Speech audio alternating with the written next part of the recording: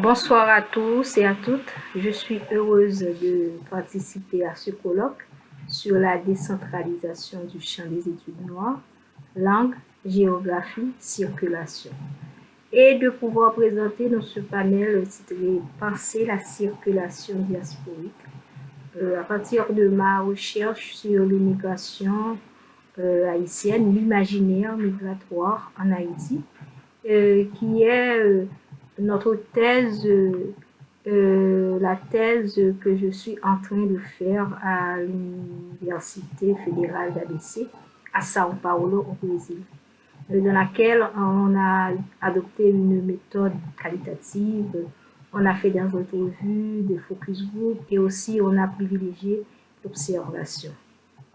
La recherche est axée sur le pays de départ qui est Haïti, afin d'esquisser les discours qui circulent autour de la migration, en partie régis par les représentations qui en sont faites, ainsi les thèses sur l'expérience migratoire du point de vue des migrants potentiels qui sont établis dans le pays d'origine exposent les expériences et les idées qu'ils ont avant d'entreprendre le voyage, les images imaginaires du pays de destination, en se concentrant sur les figures positives et favorables des migrants potentiels dans le but d'analyser les motivations migratoires. Dans cette perspective, la recherche porte sur l'expérience de la migration haïtienne à partir d'une analyse de l'expression l'empathie, qui signifie lorsque je partirai, souvent utilisée par les Haïtiens et Haïtiennes qui veulent quitter le pays. Quels sont les espoirs sous-jacents et les possibilités concrètes de réaliser ce fait, de réaliser ce désir? Comment les configurations familiales évoluent-elles après ce départ, en termes de genre, de statut socio-économique, de relations sociales ou de proximité?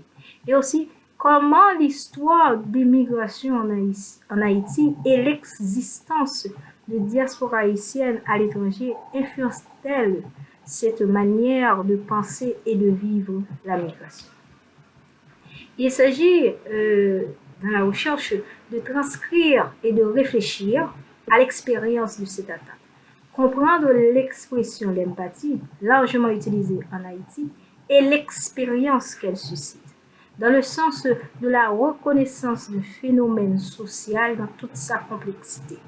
Car au-delà du langage et des mots, l'imaginaire peut se transformer en réalité sociale et matérielle.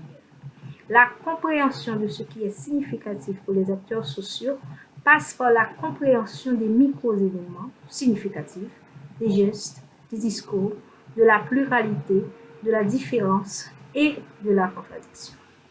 Donc, la volonté des Haïtiens et Haïtiennes de quitter le pays, exprimée par l'énoncé l'empathie, ce que je partirai, s'inscrit dans l'imaginaire d'un processus ouvert de transformation des conditions de vie. Baudelaire nous dit que l'imaginaire désigne l'ensemble ouvert, instable et pluriel de représentation, d'interprétation et d'appréciation que les membres produisent et font circuler pour s'approprier la réalité et lui donner du sens, afin de créer leur réalité. En Haïti, on part, parti, ou on voyage, voyager.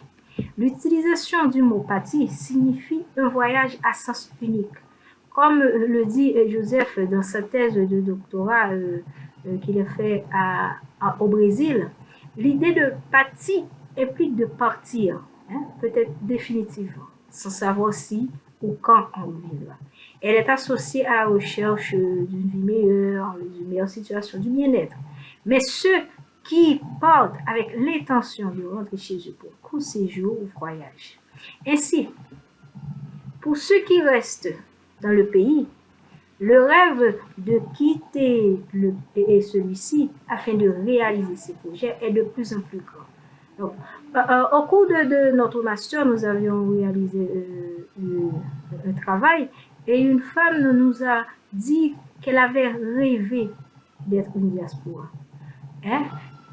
Pendant longtemps, le terme diaspora a été réservé au peuple juif et aux groupes religieux dispersés qui vivaient en tant que minorité parmi d'autres peuples.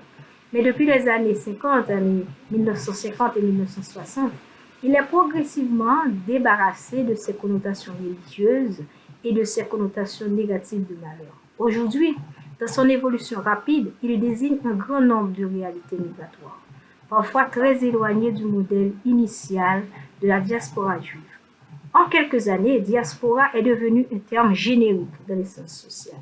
Donc, en Haïti, une personne qui est dit diaspora est bien sûr celle qui a quitté le pays pour aller vivre dans un autre pays, à vivre à l'étranger, mais elle est assimilée à une personne riche. On dit souvent qu'une personne vivant à l'étranger n'est pas une diaspora parce qu'elle n'envoie pas d'argent ou au pays ou ne possède pas de biens dans le pays. Pour les Haïtiens et Haïtiennes, être une diaspora signifie généralement la réussite économique, qui s'illustre par la construction de nouvelles maisons et le transfert de ressources aux parents et à la famille en Haïti.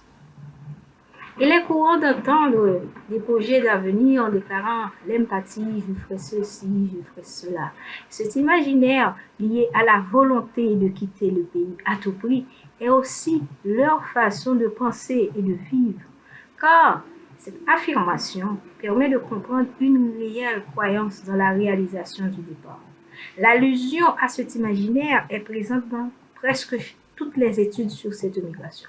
Par exemple, Araújo, dans une étude menée à Uchinga, dans la communauté haïtienne au Brésil, a titré sa recherche littéralement Rêver Brésil à partir des propos de sujets qui avaient dit avoir rêvé du Brésil. C'est littéralement rêver du Brésil. Donc, selon Freud, les rêves sont motivés par la vie émotionnelle. Il s'agit d'une formation psychique pleine de sens. Dans son texte sur l'interprétation des rêves, Freud souligne le fait que les rêves puisent leur matière dans la vie réelle et dans la vie mentale, qui se développe à partir de cette réalité. Donc, il faut comprendre que ce rêve aussi est celui de lieux inconnus, ou du moins imaginés. Parce que beaucoup de ces migrants ont aussi dit s'ils connaissaient la situation au Brésil, ils ne seraient pas venus. Donc, le concept de projet migratoire permet aussi de saisir la complexité de la migration circulaire en reliant différentes échelles sociales, spatiales et temporelles. Le projet migratoire est ici conçu comme un projet de vie total. Émigrer, partir, étudier, s'installer, se marier, avoir des enfants. La migration laisse des traces matérielles et mémorielles. Donc, la communauté établie à l'étranger et l'entretien des illusions du migrant, le discours sur les réalités de sa vie, l'illusion du retour ont une conséquence importante. Ils ont créé un espace pour les Haïtiens et Haïtiennes dans lequel cet ailleurs est pleinement intégré au même titre qu'Haïti. L'ailleurs dont il est question ici exprime un espace d'imagination, porteur d'aspiration à une vie meilleure et au bien-être. Il reste une dimension géographique. Alors, les esprits le cristallisent presque exclusivement autour des sociétés du Nord, telles que les États-Unis, le Canada. Cela ne signifie pas que ces candidats au départ soient naïfs ou aveugles. Non, ces pays sont connus à travers le prisme des médias et des discours de ceux qui sont partis. Donc, le projet de sortie s'inscrit dans des stratégies très denses, avec une masse impressionnante d'informations qui tendent à le rationaliser au maximum. Par exemple, la possibilité d'être régularisé dans un pays plutôt qu'un autre, de rejoindre un réseau de migrants existant, d'accéder rapidement à un emploi rémunéré, pour dire que ces stratégies impliquent, dans tous les cas, un examen attentif des contextes sociaux, politiques, économiques, administratifs des sociétés du Nord dans toute leur diversité. Alors, lorsque nous parlons d'Haïti, du Brésil, des États-Unis ou du Canada, donc, nous faisons référence à tout un réseau d'images, de valeurs et de symboles qui se forment dans notre tête Et cette vision dépasse les frontières et entre dans l'imaginaire des individus et des peuples, surtout avec les moyens de communication encore plus sophistiqués d'aujourd'hui. Donc c'est ce que Castoriadis dit, ça s'appelle l'institution imaginaire des sociétés. Hein. L'Occident représente une organisation sociale, économique et politique et d'un ensemble de valeurs et de pratiques inséparables de rêves politiques et sociaux. Donc, la vision occidentale comporte des références, des symboles et des représentations souvent associées à la prospérité matérielle et financière de l'individu et à la démocratie et au droit. Donc, le désir de départ des Haïtiens est le résultat d'un ensemble de faits socio-économiques, politiques et culturels, compte tenu historiquement des différentes crises internes et externes que traverse le pays. Les personnes qui savent que leur famille a l'intention de les envoyer dans un autre pays mettent leur vie entre parenthèses jusqu'à ce qu'elles partent. Alors, la possibilité de partir fait que les gens cessent d'affronter leur vie quotidienne difficile et commencent à concentrer leurs attentes et leurs projets uniquement sur ce qu'ils peuvent faire dans un autre pays. Donc, la migration est dramatiquement difficile et urgente dans le contexte haïtien. Ses causes et ses origines ne peuvent être comprises qu'à travers une approche plurielle. Elle est perçue comme un lieu d'accomplissement, d'être quelqu'un. Le projet de départ reflète donc à la fois une recherche de prestige social et d'émancipation. Le départ d'une partie de jeunes travailleurs hautement qualifiés ou non déstabilise davantage des systèmes politiques, économiques et sociaux fragiles, sans que les effets compensatoires des transferts de fonds ne soient avérés sur le long terme.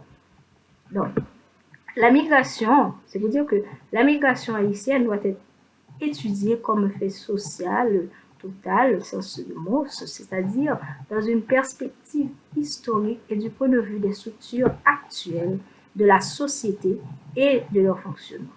Haïti, connu comme le pays le plus pauvre du continent américain, est marqué par des années de violence qui tournent autour de la lutte des Haïtiens pour la sécurité et qui trouvent ses racines dans les économies coloniales basées sur la violence, la terreur et l'extraction de la productivité.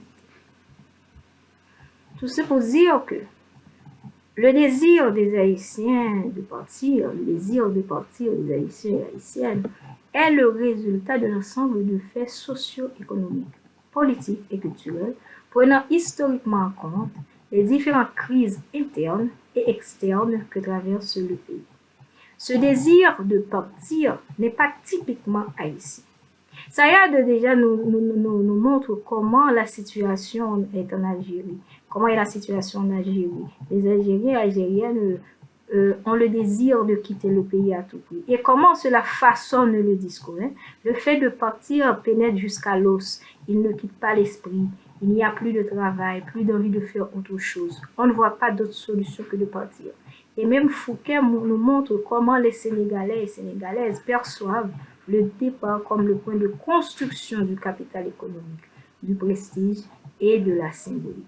Donc, ces années de lutte et de violence en Haïti laissent entrevoir ce déni de l'expérience selon lequel les hommes et les femmes haïtiennes ne pourraient pas souffrir de traumatisme ou de souvenirs traumatiques dans une culture où la violence politique, criminelle et sexuelle est stéréotypée comme étant la norme. Les stéréotypes de la psychobiologie haïtienne ont toujours été présents dans les discours biopolitiques ou rhétoriques qui accompagnent les préoccupations de sécurité politique et économique. Dans une certaine mesure, on peut affirmer qu'Haïti reste le symbole de l'horreur, de la violence, de la pathologie et du chaos d'une nation que l'on considère comme refusant délibérément de suivre une voie démocratique. Haïti traverse une crise qui ébranle les piliers de l'ordre social. Elle apparaît comme une accumulation de plusieurs fractures, dont la crise des structures économiques et sociales qui a conduit le pays au sous-développement, creusant le fossé entre une minorité de super riches et l'immense majorité privée de tout. Donc, la montée de la répression et avec elle des contestations populaires a fait surgir le spectre d'une violence institutionnalisée et d'une explosion sociale. Cette situation a créé les conditions de l'application du droit d'ingérence par les puissances étrangères, ce qui a ajouté une autre dimension à la crise. En réponse à cela, nous pouvons dire, pour finir, que la fuite à l'étranger semble être l'une des principales réponses des Haïtiens et Haïtiennes à ces restrictions historiques et structurelles. Ils ont progressivement intériorisé une représentation de l'ailleurs comme l'un des derniers espaces de liberté et d'épanouissement qui leur soit accessible, au prix lourd de sacrifices. Les conditions dans lesquelles se déroule la migration haïtienne et les réactions des sociétés d'accueil ont pour principale conséquence la vulnérabilité de ces derniers. Et cette vulnérabilité commence en Haïti et se vérifie par les conditions dans lesquelles se déroule le parcours du migrant. Je vous remercie.